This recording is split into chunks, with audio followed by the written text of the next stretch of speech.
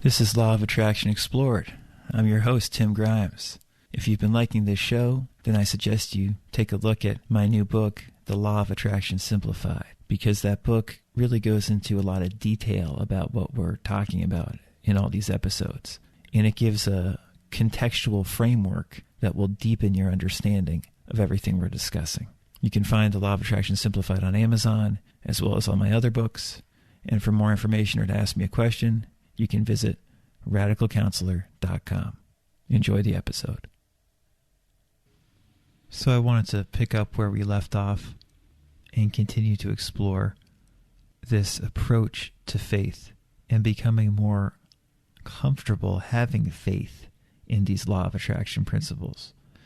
Because as we've been talking about the last couple of episodes, the difficulty once we are used to and believe intellectually in these law of attraction principles, the issue often is we don't actually have the inner faith, the subconscious faith, if you want to call it that they're going to work.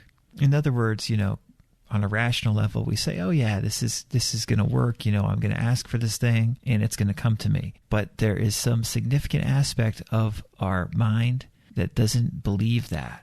If we're trying to manifest a better job or an ideal partner or better health, rationally we're trying very hard to manifest and we think we're going to, but we don't have the faith. There's an aspect of us that just does not actually believe it's going to come to us. We don't believe that if we ask, we shall receive it. We like to think rationally. We think, I believe in the law of attraction. And rationally we think, I'm going to ask for something and I shall receive it. But on some level, we have the belief that it's not going to come to us. The false belief. So how do we root that out? Again, there's a lot of ways to do it, to root out these false beliefs. And I thought that I would share a way that I find effective and just some really good advice from a teacher that we haven't discussed yet and definitely is worth discussing and mentioning. I'm surprised that we didn't mention him earlier. And that teacher is Maxwell Maltz. Maxwell Maltz, wrote several phenomenal books that are considered self-improvement classics. Quite a few people probably do not consider him a law of attraction teacher. They would just consider him to be like a self-improvement, self-development teacher. In the same way that you could maybe say that Coué is not considered a law of attraction teacher, because both Maltz and Coué, they use a lot of psychological language and, they're talking about theories that seem more quote-unquote psychological as opposed to quote-unquote spiritual. But, we're a mature group of law of attraction practitioners here. So let's cut the baloney. Maxwell Maltz is a law of attraction teacher. And not only is he talking about law of attraction principles, but he's talking about it on a practical level that is hardly rivaled by anybody else that I've ever read. I would put Maltz right up there with Coué and Joseph Murphy in terms of just giving you practical, super deep advice about how to apply these law of attraction principles. And Psycho-Cybernetics is undoubtedly Maxwell Maltz's most famous book. But that said, even though a lot of people have heard of Psycho-Cybernetics, I've found that not actually that many people have read all of it or read it recently. Maybe they looked at it 5, 10, 15, 20 years ago, but they kind of forgot about it. I can tell you that when I first read Psycho-Cybernetics, or I should say started to read Psycho-Cybernetics, because when I first picked it up many years ago, I didn't make it through the whole thing because I didn't understand the profundity of what Maltz was saying. And it's only been in the last couple of years where I went back and really read all of Psycho-Cybernetics and then started examining it further and, reading it, rereading it several times and several sections, many times, that I really saw how brilliant this book was. Psycho-Cybernetics is right up there with The Power of Your Subconscious Mind as a second half of the 20th century law of attraction book that really should be at the top of your list in terms of practical usage. Don't read the first 30 pages of Psycho-Cybernetics and put it down. Let me put it that way. Okay, go through the whole book. Because this book, if you're used to the law of attraction already, if you already understand about the law of attraction, in my opinion, if you already understand the law of attraction and have some experience implementing these principles in your life, you're going to get a lot more out of Psycho-Cybernetics than if you just are coming into it cold turkey without having any knowledge or only having a vague knowledge of the law of attraction. It's an extremely deep book, and it's so simple at times sounding that it's, at first blush, you might be like, oh, this is simplistic. But again, it's not. It's simple because it's effective. Maltz is a real genius when it comes to the law of attraction. And I wanted to talk about a section in Psycho-Cybernetics. I actually quoted a part of this section in my book, The Law of Attraction Simplified, and I'm going to expand on it a little bit here.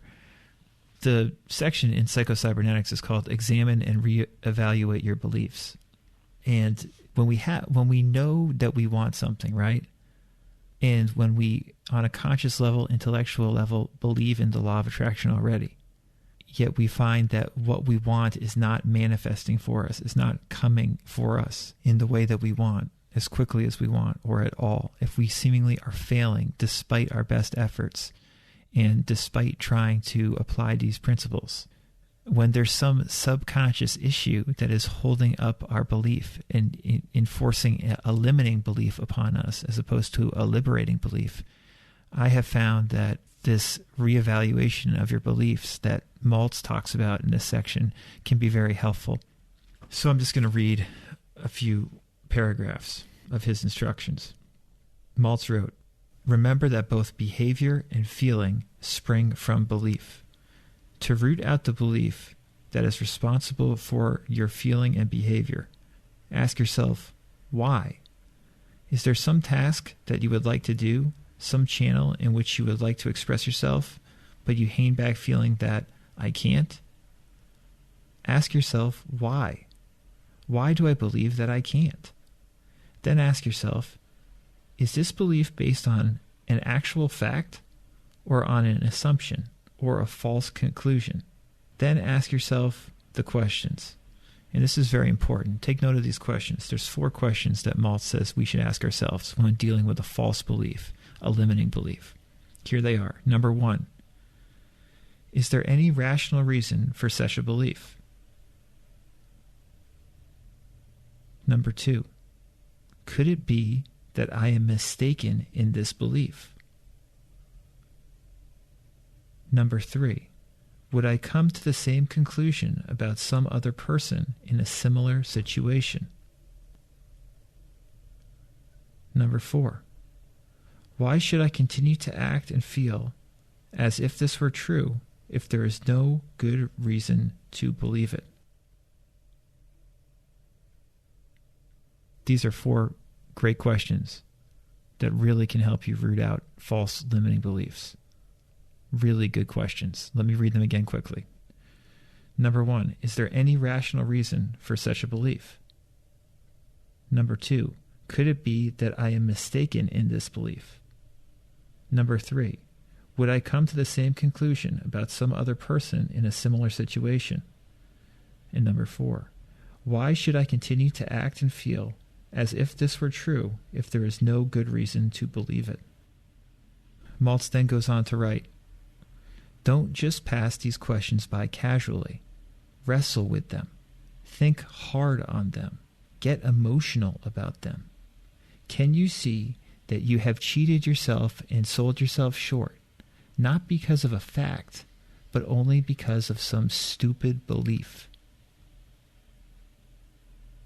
That's the line that I quoted in The Law of Attraction Simplified, and it's a damn good one. I'm going to read that again. Can you see that you have cheated yourself and sold yourself short, not because of a fact, but only because of some stupid belief? Some stupid false belief. You sold yourself short. I sell myself short. We all sell ourselves short because of stupid false beliefs. So Maltz goes on to write, if this is so, try to arouse some indignation or even anger. Indignation and anger can sometimes act as liberators from false ideas. So I'm a big believer at examining limiting beliefs, false beliefs, thoughts that clearly don't serve us well in the manner that Maltz describes, or in a similar manner. There's, many similar ways of doing this. The questions that Maltz just shared with us. Those 4 questions are great questions to ask yourself. And something else that I really like about his advice there is he said it's okay to get angry about this stupid belief. It's okay to get indignant about it, to get pissed off, and to realize, my God, this stupid belief is holding me back. A lot of law of attraction teachers, including some of my favorites, such as Coué, they're very anti-anger. They say, don't use anger. It burns up your energy. But in my experience, anger is one of my greatest tools. I've always been pretty comfortable using anger, and I've become much, much more comfortable using it the last couple of years as I've gotten more and more into these principles and have discovered the brilliance of advice and teachings of Maltz, who really say use your anger as a tool. Because even when I didn't know exactly what I was doing, I always was aware that anger does burn off things, and it can burn off that false idea, that false belief. So Coué actually was right. Anger does deplete you, but sometimes that depletion is necessary. And anger can be a great way of doing that. It depletes this false belief. Yuji Krishnamurti, who's not a law of attraction teacher at all, but he talked about this a lot. And as I said, in my own life, anger often has been a great ally. I've been able to get indignant about things that have bothered me, especially about my own limiting beliefs. And by getting angry enough at them and speaking out loud and swearing at them if need be and really getting pissed off, I've been able to throw them off or lessen or diminish them gradually as time has passed. So I love this approach that Maltz is recommending, this reevaluation through questioning your false, irritable beliefs. And then, being okay with getting angry at these false beliefs, at these ideas you've had. Because while, some teachers do recommend anger as a tool, not enough do in the law of attraction, in my opinion. And Maltz is a big exception in that way. Maltz encourages anger, like a lot of good therapists and counselors do. I've always been surprised that more law of attraction teachers shy away from anger so much. I think they're afraid, anger is going to attract more anger and da-da-da. That's bullshit, Momentarily getting angry at something for a brief period of time can be cathartic. It's a good thing. So that's something to keep in mind because you don't hear that talked about that much. This is just one approach to throwing off false beliefs, and Maltz's larger point about, questioning and reevaluating your beliefs, I think is very helpful. Maxwell Maltz, Psycho-Cybernetics, really, really good stuff. Can't recommend it highly enough. And I think it's a kind of a contrarian way to utilize faith in these principles and utilize faith in the law of attraction.